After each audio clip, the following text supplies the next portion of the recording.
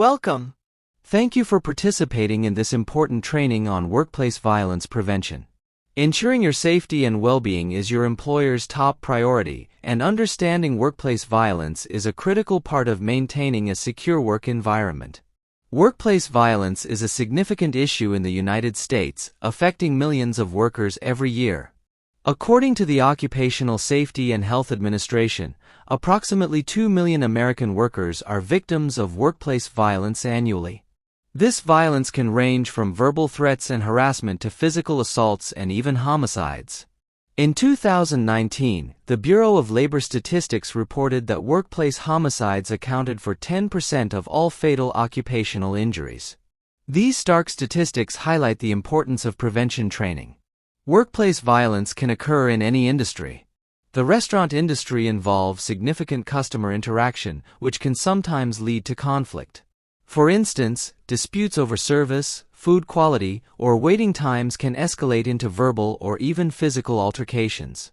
Restaurants, especially those open late or serving alcohol, can be targets for criminal activities like robbery or vandalism. Because restaurants face unique challenges that make them more vulnerable to workplace violence, it's important to recognize these risks and implement strategies to mitigate them. In this video, you will learn about the key elements of a workplace violence prevention program. What are the types of workplace violence so you will be able to identify it? Provide you recommended steps to take in case of workplace violence. How to report it and protections against retaliation. And at the end, your supervisor may have you take a quiz to assess your understanding. We hope the information we share today will show how important it is for everyone to work together in prevention of workplace violence, and you will have more confidence if you find yourself in such a difficult situation. To begin, you must know what are workplace violence and threats. Here are the definitions. Workplace violence is any act or threat of physical force against a person or use of a dangerous weapon, including common objects, as weapons towards an employee that results in or has a high likelihood of resulting in injury, psychological trauma, stress, or even homicide, regardless of whether the employee sustains an injury. And the definition of workplace threats is any verbal or written statement, texts, electronic messages, social media messages, or other online posts, or any behavioral or physical conduct that conveys an intent to cause physical harm to themselves or others and places someone in fear of physical harm. It's crucial for all employees to understand the importance of preventing and addressing these examples of workplace violence. Workplace violence can be categorized into 4 types. Type 1. Criminal intent. The perpetrator has no legitimate relationship with the business or its employees. An example would be a robber that threatens the cashier verbally and shows a weapon in attempts to obtain money from the cash register. Type 2. Customer/client. The perpetrator is a customer or client of the business. An example would be a screaming guest who is upset about their service and threatens to harm the manager who is trying to resolve their complaint. Type 3. Worker-on-worker. The perpetrator is an employee or former employee of the business. An example would be an employee who is verbally bullying another employee by sending threatening messages on their company email and posting unwanted notes on the employee bulletin board. Type 4. Personal relationship. The perpetrator has a personal relationship with an employee. An example would be a boyfriend of an employee who comes into the restaurant and verbally attacks them and traps them against the wall. Luckily, these types of incidents do not happen often, however, all are scary situations.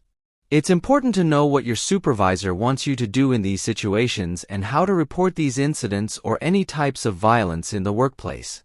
Now let's look at some of the common warning signs of potential or actual violence. Recognizing them early can give your team an advantage in trying to minimize the aggressive behaviors. The following are the violence behaviors you should avoid and be aware of. Shouting or screaming. Bullying and harassing behaviors. Pushing, shoving, or hitting. Being in the possession of a weapon or wielding something in the workplace that could be used as a weapon. Threatening to injure or hurt others or their family or friends. Writing threatening statements in notes or emails. Talking about hurting themselves. If you notice any of these behaviors in your business, immediately notify your supervisor. There are several measures you can take to prevent workplace violence and be better prepared if an incident should occur. Stay alert and aware of your surroundings. Report suspicious behavior immediately. If any individual appears unhappy or is being disruptive, notify your supervisor immediately. Use security measures such as surveillance cameras and alarm systems, if available. Participate in workplace violence prevention training. Encourage open communication among your supervisor and other employees. Know the emergency exits in case you need to evacuate. Memorize the business address and the closest cross street in case you have to call 911. When you are coming and going from work, please be alert as you leave. Avoid poorly lit areas. If you notice lights that are not working, notify your supervisor. When leaving the building at night, go out with a group, if possible, or the minimum have another employee watch from the entrance as you go to your car. Beware of suspicious activity. Stay indoors and notify the supervisor so they can call the police, if needed. Have your phone available and have a plan if something were ever to occur. If someone is following you from work, drive to the closest police station. The following are the different types of violence that you could experience in the workplace and provide you best practices to take. After viewing this video, please meet with your supervisor to discuss the policies and procedures for your company. Verbal and written threats can be just as scary as physical threats. If you have threats made to you or witness this as a third-party observer, report it to your supervisor immediately. If they are verbal threats, immediately after it occurs, write down the following information when it is still fresh in your mind. Who was involved? What did they say? Where did they say it? When did they say it? Provide the time and date. Who might have witnessed it? The more information you can provide will aid your supervisor in the investigation. If the threats were done electronically, save the email or text. Screenshot social media items as they may be removed or altered later. Now is a good time to discuss some general safety best practices in workplace violence situations. Here are some general steps you can follow to reduce risks if you encounter a potentially violent situation with a person showing aggressive or disruptive behavior without a weapon. Report all behaviors that are threatening or disruptive that could lead to violence or the threat of violence to your supervisor immediately. Your supervisor will attempt to get the disruptive person to calm down. If they refuse, they may ask them to leave. It is recommended to have another person be present to act as a witness and be available to call for additional support if needed. When approaching a threatening or disruptive person, stand at a safe distance about 5 or more feet away to minimize physical contact. Do not engage with the person who is threatening you. This means do not argue, make comments that could further agitate the person. Try to avoid physical contact unless it is required for self-defense. Ask for help from others in the vicinity. If customers or other employees are in danger, direct them to move to a safe location. Never touch the aggressive person or go outside with them. If anyone has been attacked or injured, ask them if they would like you to call the police for medical support.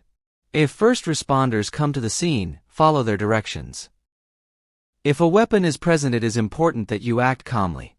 Several situations where this may occur are robberies, unplanned customer-to-customer encounters. An example would be a couple of patrons get into an argument and one pulls out a weapon in response and leaves. And active shooter situations. In situations involving robberies, these are suggested steps. Cooperate with the demands of the robber. Activate the silent alarm if there is one and it can be safely done. Do not make direct eye contact as this may make them nervous. Try to get a description of what they are wearing, height, weight, eye color, race, gender, language, and distinguishing identifiers such as tattoos, birthmarks, jewelry, etc. Try to determine which direction they leave and type of vehicle, if used. Do not try to be a hero and detain the robber. Do not bring a weapon into the situation as it may provoke the robber or increase danger. Notify the supervisor as soon as possible if they are not present. Do not report the amount of money stolen to the police, that is the supervisor's discretion. Transporting money in and outside of the business are times that may be noticed by potential robbers. Here are some preventative measures you can take to prevent a robbery. Remove large amounts of cash from the register. This is called bleeding the drawer. Be discreet in transporting it. Take money to bank by different routes and times each day and consider armored service for high-volume days. Never tell a guest the manager has gone to the bank. Have two people open or close the business. Unplanned customer-to-customer encounters require you to follow many of the same steps as with an armed robber. Immediately call 911 and move to a safe location. Because they are unexpected, they often leave the scene. An active shooter is an individual actively engaged in killing or attempting to kill people in a populated area. Victims may be known to the shooter or may be selected at random. The event is unpredictable and evolves quickly. Knowing what to do can save lives. Here are some other statistics about active shooter incidents. An active shooter incident occurs once a week in the United States. Active shootings occur in businesses 43% of the time, with restaurants and bars accounting for 13.4% of total incidents. Most active shooter events are over within 19 minutes, either because law enforcement stops the shooter, the weapon malfunctions or jams, or the person runs out of ammunition. Handguns are used in 78% of mass shootings. When an active shooter is in your vicinity, you must be prepared both mentally and physically to deal with the situation. In these situations, the FBI recommends 3 options to take to survive the situation. Run, hide, fight. We have included an excellent video here that the FBI prepared showing what to do during an active shooter event. In this brief FBI training video, customers at a bar are caught in an active shooter event. By employing the run, hide, and fight tactics, as well as knowing the basics of rendering first aid to others, they are prepared, empowered, and able to survive the attack.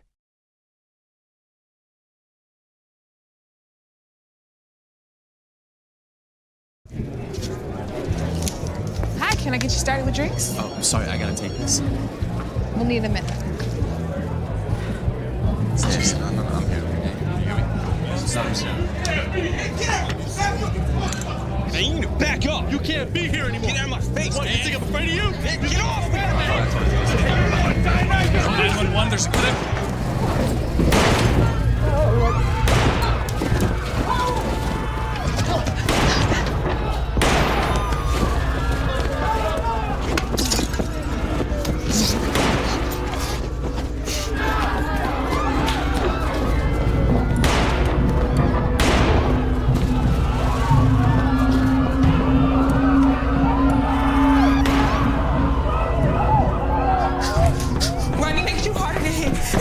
Chances of survival. Don't go up here. Police, where is he? By the bar, blue jeans, black shirt. Empty hands up, follow their instructions. I'm in the direct line of fire if I head for either exit, but I have other options to help me survive.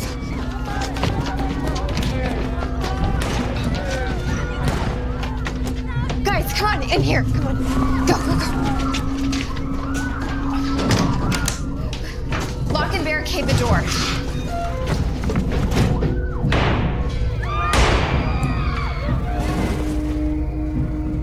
Both my exits are blocked by the shooter. I gotta stay hidden. I'm no victim.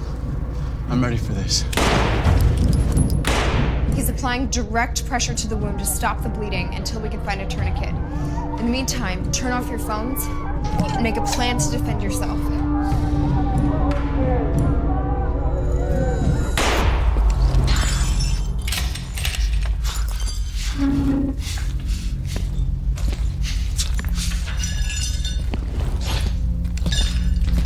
We have to fight to survive.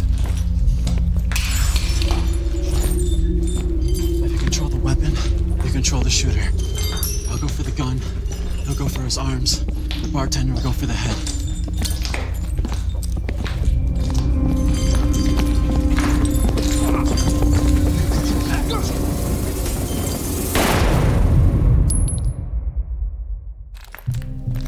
Where is he? We got him right here. Stay Please, down. show me your hands! Over here.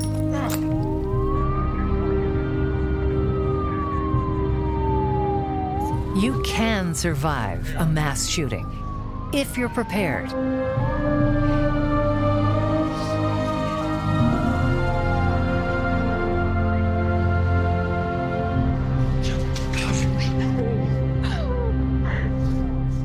Remember, run, hide, or fight. Run. Wherever you go, be aware of alternate exits. Quickly and cautiously evacuate in a direction away from the attacker. Don't hesitate. Seconds matter. Remember windows and emergency exits. Leave belongings behind. Keep your empty hands raised and clearly visible when exiting a building. Follow all instructions from the police. Don't stop until you're sure you've reached a safe location. Hide. If there is no safe escape route, find a good hiding place. Lock and barricade the door. Silence cell phones. Prepare a defense plan. Fight. Fight only as a last resort. Use available objects as improvised weapons. Use teamwork and surprise. A coordinated ambush can incapacitate an attacker. You're fighting for your life. Don't fight fair. Stop the bleed. A victim can die of uncontrolled blood loss in 5 minutes or less. Apply pressure or a tourniquet to control severe bleeding. Go to fbi.gov/survive to learn more. These situations are always tragic. We hope this information will make you aware of your options. Remember, knowledge provides power. If you would like to share this life-saving video with your loved ones, it can be seen at the location below. Here is some important information about calling the police in these types of situations and what you can expect when the first responders arrive. When it is safe for you to call 911, provide them the following information: location of the active shooter, number of shooters, physical description of shooters, number and type of weapon shooter has, number of potential victims at location. When they arrive, you can expect the following. The first officers to arrive on scene will not stop to help the injured. When law enforcement arrive, the situation may be initially confusing for them and they require your cooperation in the following ways. Remain calm and follow instructions. Drop items in your hands, such as bags and jackets. Raise hands and spread fingers. Keep hands visible at all times.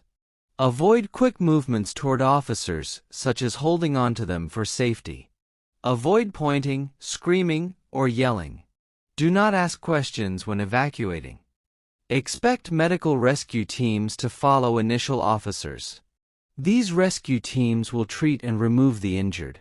Once you have reached a safe location, you likely will be held in that area by law enforcement until the situation is under control and all witnesses have been identified and questioned. Do not leave the area until law enforcement authorities have instructed you to do so. Earlier you learned about the fourth type of violence, outside personal relationships that could affect the workplace by your acquaintances bringing the violence to your workplace. For that reason, it is very important for all company employees, whether employee or supervisor, to not share confidential information about employees. Schedules, last names, any contact information, or give their paycheck to others without written consent. Some of you may face the types of violence we introduced in this video in your home environment and may be experiencing domestic violence or even thoughts of suicide. You are not alone. Your employer is concerned for your safety and wants to support you. Please notify your supervisor if these situations exist and how they can assist you. There are many outside support systems for you, including you or your employer filing restraining orders that will limit access to the workplace by persons that are threatening you. Find out your options at the following sources. Help is available. Now you will learn about your responsibility to report violence in the workplace, whether it has occurred to you or others or you feel there is potential for violence. Please report the incident to your supervisor or designated workplace violence prevention plan administrator, no matter how small the incident seems. Ignoring violence or harassment hoping it will go away typically does not work. It could be sending a signal to the perpetrator that you approve and increase their sense of power. If you are afraid, reach out to someone you trust at work or in the community to help report the incident. Your company should have a clear reporting procedure, which may include notifying your supervisor, HR, or plan administrator, Completing a verbal or written incident report. Ask your supervisors for the specific procedures for your business they would like you to follow. The company is required to accept your complaint, start an investigation, arrange support, enter the outcome in the violent incident log, stop and prevent future occurrences of the violent behavior, and notify you of the outcome. When the reporting and investigation process is complete, you may also request copies of the incident reports and the workplace violence prevention plan. Ask your supervisor for the request process. When reporting incidents, you should not be afraid of retaliation from the company or other employees. Your company and the state law strictly prohibits and does not tolerate any form of retaliation for doing any of following actions in good faith. Reporting incidences of workplace violence. Participating in investigations, proceedings, or hearings. In conclusion, preventing workplace violence is a shared responsibility. Your employer seeks your participation in being part of the company's workplace violence prevention team. You may be able to assist with risk assessments, training others, and providing feedback on the program. When you complete this video, please meet with your supervisor to see the workplace violence prevention plan if they are required to have one. It has all the company's policies and procedures about workplace violence prevention. Discover how to join the workplace violence prevention team. Ask how to report incidents in your company. Have them answer any question you may have and make suggestions to create a safer workspace. Thank you for your attention and commitment to workplace safety. Remember, your safety and the safety of your colleagues is top priority. If you ever feel threatened or see suspicious behavior, don't hesitate to report it. Together with your business team, you can create a safer workplace for everyone.